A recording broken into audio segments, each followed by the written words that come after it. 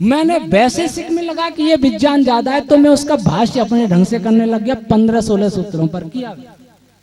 फिर मुझे लगा कि इसी में मेरा समय बीत जाएगा और इससे वेद ईश्वरी सिद्ध नहीं होगा और न वेद अपौर से सिद्ध होगा, इसलिए इसको यहीं छोड़ मार्क कर दिया, कहीं काम आएगा तो लेंगे इसको। जब ऐतरेय ब्राह्मण पर आया तो मुझे लगा कि ये तो बहुत गड़बड़, इसका क्या करें, कुछ समझ में नहीं आ रहा।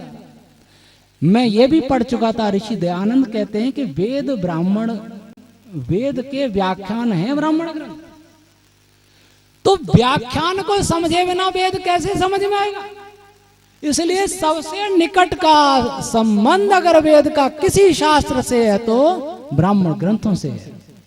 और ब्राह्मण ग्रंथों में सबसे पुराना कोई ब्राह्मण ग्रंथ है, सबसे बड़ा कोई वेद है, ऋग्वेद है, और उसका ब्राह्मण है ऐतरेय ब्राह्मण। अगर ऐतरेय ब्राह्मण को मैं नहीं समझ सका तो मेरा संकल्प कभी पूरा नहीं होगा और मुझे शरीर छोड़ना ही होगा। आर्य विद्वानों के भाष्य तो मिले नहीं, एक मिला था आचार्य वीरेंद्र मुनि जी थे, लखनऊ के, विश्व वेद परिषद के अध्यक्ष भी रहे। उन्होंने लिखा है कि मैंने पंडित गंगा प्रसाद जी उपाध्याय के भाष्य से बहुत सारा लिया है। इसका आशय है कि गंगा प्रसाद जी ने भी इसका भाष्य किया, और गंगा प्रसाद जी का शतपथ ब्राह्मण का हमने देखा, वो बताने की जरूरत नहीं, सब बताया। जो न लिखना था वो लिख गया, अनुवाद कर दिया। सायण का देखा, सुधाकर मालवी का हिंदी अनुवाद देखा। जिस ब्राह्मण ग्रंथ में दुनिया के सारे भाष्यकार, देशी और विदेशी, केवल यज्ञ रूपी कर्मकांड के चारों ओर गोल चक्कर लगाते रहे और गोल चक्कर लगाते हुए पशुओं की बलि भी देते रहे, मांसाहार भी करते रहे, दुराचरण भी करते रहे, ये ब्राह्मण ग्रंथों की छवि या रूप दुनिया के सामने प्रस्तुत किया गया। हमारे विद्वानों ने इस अश्लीलता से मुक्त किया, पर हिंसा से मुक्त कर नहीं पाए। वो शैली तो विषय आने पर बताऊंगा मैं। तो मैं निवेदन ये कर रहा हूं कि ऐतरेय ब्राह्मण के भाष्य से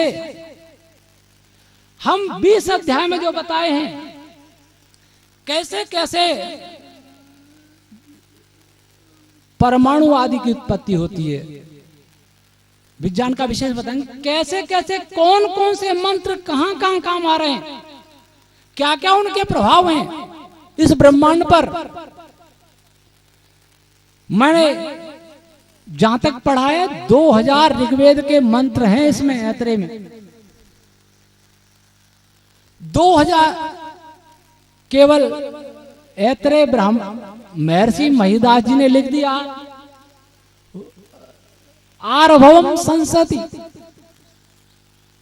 ऋभु देवता का के सूक्त का पाठ की करता है, स्तुति करता है। ये अनुवाद किया विद्वानों ने। ऋभव जिनके देवता है जिस सूक्त का, उसमें 10 मंत्र भी हो सकते हैं, 50 भी हो सकते हैं। वायु देवता के सूक्त का पाठ करता है, उनको ये करना है कि यज्ञ हो रहा है उसमें ये मंत्रों का पाठ करना है। और हमारा काम उन वायु देवता का सूक्त देखो, उसमें 50 मंत्र हैं। उनका ऋषि क्या है, उनका देवता क्या है, उनका छंद क्या है। तब सबसे पहले पता लगाएंगे कि ये ब्रह्मांड में मंत्र रूपी कंपन, वाइब्रेशन कब पैदा होता है सबसे पहले,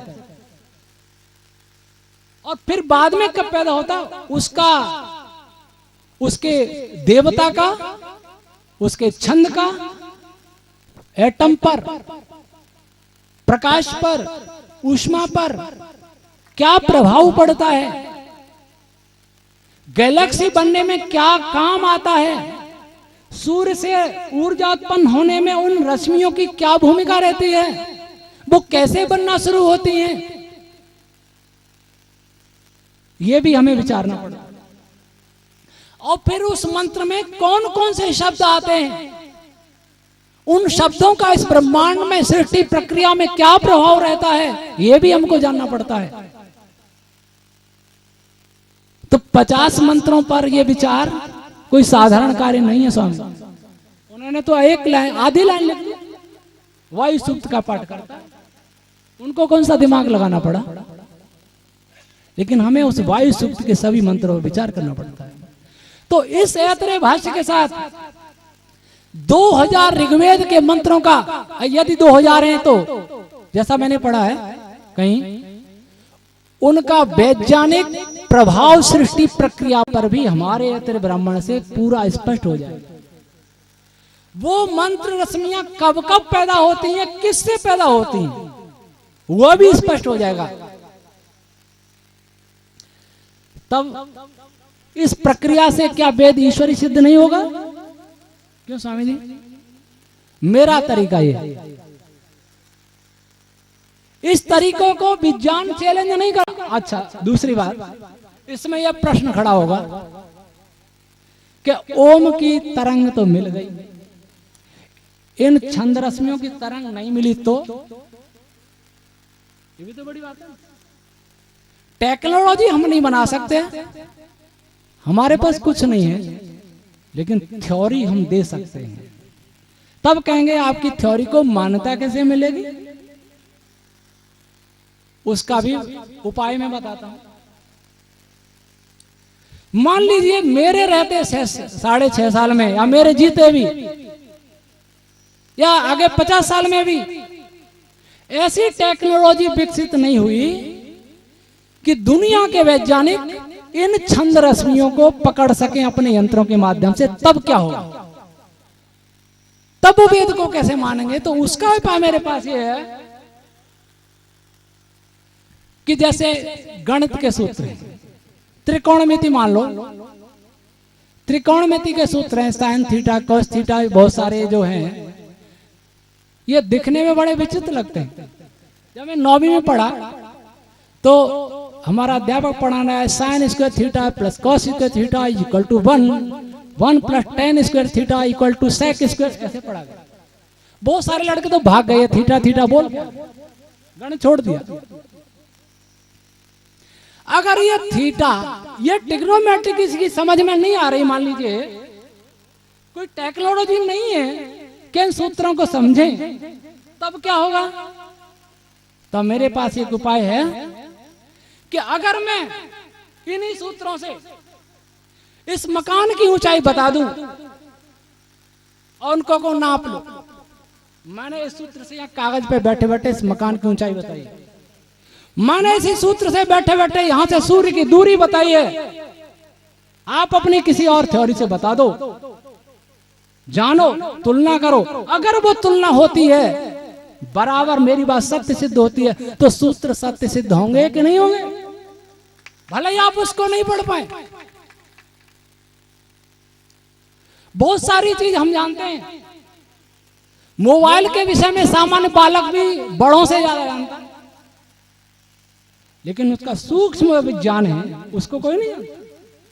अगर सूक्ष्म वैज्ञानिक ये बताए कि ऐसे ऐसे काम करता है, तो बालक भी इसलिए मानेगा क्योंकि वो मोबाइल के फंक्शन को जानता है और उसका उपयोग करता है।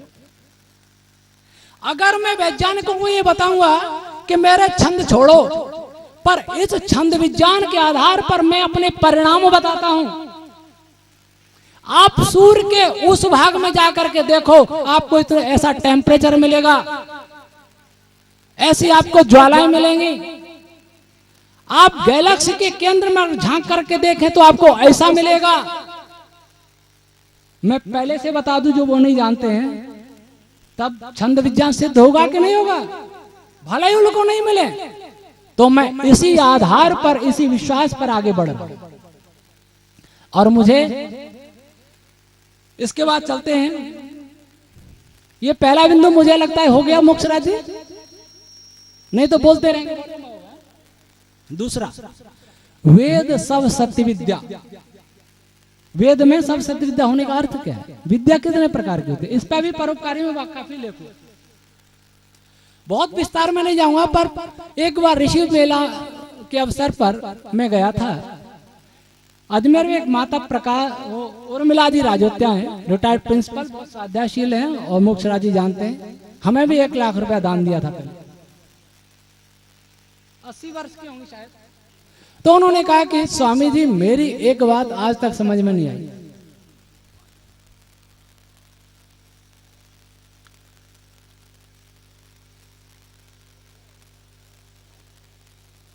अब विज्ञान से क्या क्या सिद्ध होगा मैं बाद में बताऊंगा, जो मैं बता रहा हूं ना कि ऐसा मैं सिद्ध करूंगा तो वो क्या क्या बताऊंगा वैज्ञानिक, वो मैं बाद में बताता हूं। मैंने कहा माताजी बोलिए कि सब सिद्ध विद्या और जो पदार्थ विद्या से जाने जाते हैं उन सबका आदि मूल परमेश्वर है। सत्य विद्या पदार्थ विद्या अलग अलग है। मैंने कहा माताजी पदार्थ का विद्या से कोई लेना देना नहीं, यहाँ ये कह रहे हैं सब सत्य विद्या और जो पदार्थ उस विद्या से जाने जाते हैं उसका आदि मूल परमेश्वर है। तो उन्होंने कहा कि ये तो बात बिल्कुल समझ में आ गई, सब सत्य विद्या और उस सत्य विद्या से जो पदार्थ जाने जाते हैं उनका आदि मूल परमेश्वर है।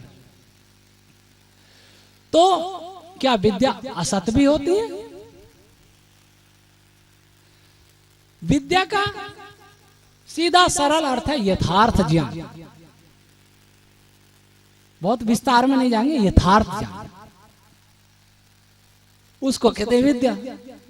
तो क्या मिथ्या ज्ञान भी होता है? मैं विद्या को 2 प्रकार की मानता हूं, सत और असत। सत का अर्थ करते हुए महर्षि दयानंद सत्यार्थ प्रकाश में लिखते हैं, जब सच्चिदानंद शब्द का अर्थ करते हैं, सत का अर्थ जिसका भूत भविष्य वर्तमान कभी भी बाध न हो, अर्थात नित्य विद्या वो सत्य विद्या, नित्य विद्या। और एक विद्या होती है अनित्य विद्या। मेवाड़ में महाराणा प्रताप पैदा हुए ये विद्या है, यथार्थ ज्ञान नहीं, मिथ्या ज्ञान नहीं, लेकिन ये नित्य विद्या नहीं, क्योंकि महाराणा प्रताप न तो आज हैं न महाराणा प्रताप के जन्म से पहले थे। और मनुष्य की उत्पत्ति अमुक अमुक प्रकार से होती है, यह नित्य विद्या है। हमारे खेत में यह वृक्ष खड़ा है, यह अनित्य विद्या है, लेकिन लेकिन वृक्ष की उत्पत्ति अमुक प्रकार से होती है, यह नित्य विद्या है। हमारी पृथ्वी का इतिहास, भूगोल, ये अनित्य विद्या है, लेकिन किसी भी पृथ्वी का इतिहास ये नित्य विद्या है। पृथ्वी कैसे बनती है या हमारी पृथ्वी कैसे बनी ये भी नित्य है, लेकिन हमारी पृथ्वी में जो देश देशांतर द्वीप द्वीपांतर राजा महाराजा हुए ये अनित्य विद्या, ये इतिहास वेद में नहीं। बहुत से विद्वान वेद में, एक डॉक्टर मनोहर लाल जी गुप्ता हैं भरतपुर के, और वो वेद की वैज्ञानिक व्याख्या बहुत करते हैं। उन्होंने कहीं लिखा है और उसको सुना रहे थे रोजड़ के एक आचार्य दर्शनाचार्य आशीष जी, न्यू जर्सी में उनका व्याख्यान हो रहा था। अशोक जी भी गए थे उदयपुर वाले, अभी उन्होंने मुझे बताया कि उस समय मुझे आपकी बहुत याद आई कि आप भी होते तो बहुत अच्छा रहता। तो कह रहे थे कि वेद में बर्मुला त्रिभुज का वर्णन है, जहां पानी में डूब जाते हैं ना, प्रशांत महासागर में एक साथ क्षेत्र है जहां सभी जहाज डूब जाते हैं अगर उसमें फंस जाए तो। क्या है वो आज तक पता नहीं लगा। तो उन्होंने कहा कि वेद में उसका वर्णन है। स्वामी जी मुझे ये उचित नहीं लगता, अगर इसका वर्णन होगा तो वेद में सारे महाद्वीपों का भी वर्णन होगा, वेद में भारत का भी वर्णन होगा, वेद में राजस्थान का भी वर्णन होगा, हमारा नहीं तो भूगोल का तो होगा। अगर यही वेद है तो वेद ईश्वरी नहीं। इस ब्रह्मांड के लिए पृथ्वी का कोई मूल्य नहीं है। समुद्र के किनारे या समुद्र में जितने जल बिंदु हैं, पानी की बूंदें हैं, उस समुद्र में पानी की बूंद का जो महत्व है वह महत्व भी हमारी पृथ्वी अथवा सूरज का सारे ब्रह्मांड के लिए नहीं। तो अगर वेद में उस ट्रायंगल का वर्णन है तो वेद ईश्वरी नहीं है, वो ऋषिकृत हो सकता है। हम इस प्रकार की रिसर्च के आधार पर कुछ पीढ़ी को भले ही मुग्ध कर दें या खुद आत्ममुग्ध हो जाएं, लेकिन इसका अंततः वेद के लिए हानिकारक ही सिद्ध होगा। हम ये कह के ये तो बतला देंगे वेद में है, लोग मान लेंगे इसका मतलब वेद के रचने वाले जो लोग थे वो बड़े बुद्धिमान थे, पर हमारा लक्ष्य ये नहीं है। हमारा लक्ष्य कि वेद ईश्वरी है, ये लक्ष्य। तो इसलिए कोई भी अनित्य विद्या वेद में नहीं है, तब वेद में इतिहास खोजने वाले अपने आप ही नहीं रहेंगे। और मैं एक बात और कह रहा हूं कि ब्राह्मण ग्रंथ जो वेद के व्याख्यान हैं उनमें भी अनित्य इतिहास नहीं, ऐसा नहीं कह रहा, पर बहुत नहीं है, कहीं कहीं सांकेतिक है, बहुत ज्यादा कोई इतिहास नहीं भरा। ऐतरे में तो नहीं है, दूसरे में भी मुझे अभी नहीं मिला। इतना मात्र कि फला ऋषि ने उस ऋषि से ये कहा, उसका मत है, इतना तक तो है। लेकिन किसी ऋषि की कहानी, राजा की कहानी ऐतरे में मैं नहीं मानता। वो मेरी शैली में बताएंगे। अगला, वर्तमान में जो अनुसंधान हो रहे हैं उसमें हमारा क्या योगदान है? वेद का। हमारी एक बड़ी शैली बन गई है, ये तो हमारे वेद में पहले से ही है। हर आदमी ये कहता है, ये बुद्धिमान लोगों में उपहास का पात्र बनना। वो कहेगा आपके वेद में है तो आपने बताया क्यों नहीं अब तक? अब बता रहे हो जब हम बता दिया। ये मुझे कहा जोधपुर में, डिफेंस लेबोरेटरी जोधपुर में 20 जुलाई 2005 को जब मैं गया तो अहमदाबाद फिजिकल रिसर्च लेबोरेटरी के एक वैज्ञानिक थे और डॉक्टर दौलत सिंह कोठारी जी के पुत्र थे, शायद उनका नाम लक्ष्मण जी कोठारी तो दिल्ली के थे, एक और थे उनके। स्वामी जी संस्कृत और वेद वाले बहुत चोर होते हैं, आप बुरा नहीं माने। जो हम रिसर्च निकाल के देते हैं ना, वही कहते हैं कि ये तो वेद में है, ये तो रामायण में है, ये तो महाभारत में। ऐसा बताने वाला कोई नहीं मिला जो हम नहीं जानते, ताकि हम उनसे सीखें। तो मैंने उनको कहा कि मेरी पुस्तक पढ़ो, सृष्टि का मूल उपादान कारण। इसमें जो आप जानते हैं उसको गलत सिद्ध किया, बिग बैंग को जानते हैं उसको गलत सिद्ध किया है, आप अनादि ब्रह्मांड को मानते हैं उसको गलत सिद्ध किया है, और जिसको आप नहीं मानते हैं वो थ्योरी क्या है सृष्टि उत्पत्ति की, मूल उपादान क्या है, किससे पैदा होती है, वो इसमें दिया गया है। तब उन्होंने कहा पहले व्यक्ति मिले। तो नित्य नई खोज हो रही है। एक इंजीनियर है, इंजीनियरिंग का छात्र है यहाँ का, जयपुर का, कई बार मेल भेजता रहता है, ऋषभ आर।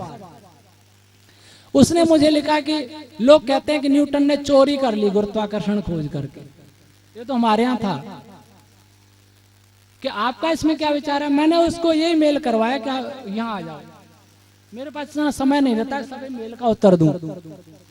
तो न्यूटन ने हमारे वैशिष्ट को पढ़ करके गुरुत्वाकर्षण की खोज की, या वेद पढ़ करके गुरुत्वाकर्षण की खोज की, ये मुझे स्वीकार नहीं।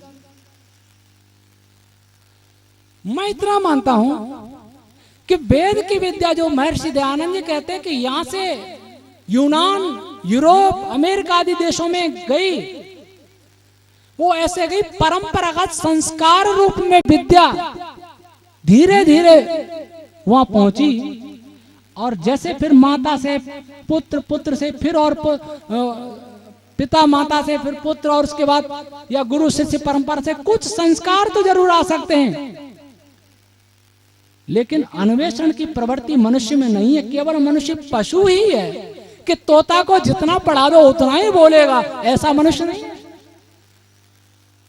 मनुष्य अपने ज्ञान का विकास भी करता है। महर्षि दयानंद जी का अर्थ केवल यही है कि उस समय परमात्मा ज्ञान न देता है तो ज्ञान का विकास फिर नहीं होता। महर्षि दयानंद जी का यह कहना नहीं है कि परमात्मा का ज्ञान ही सब में बोल रहा आज भी, वो ऐसा नहीं कहते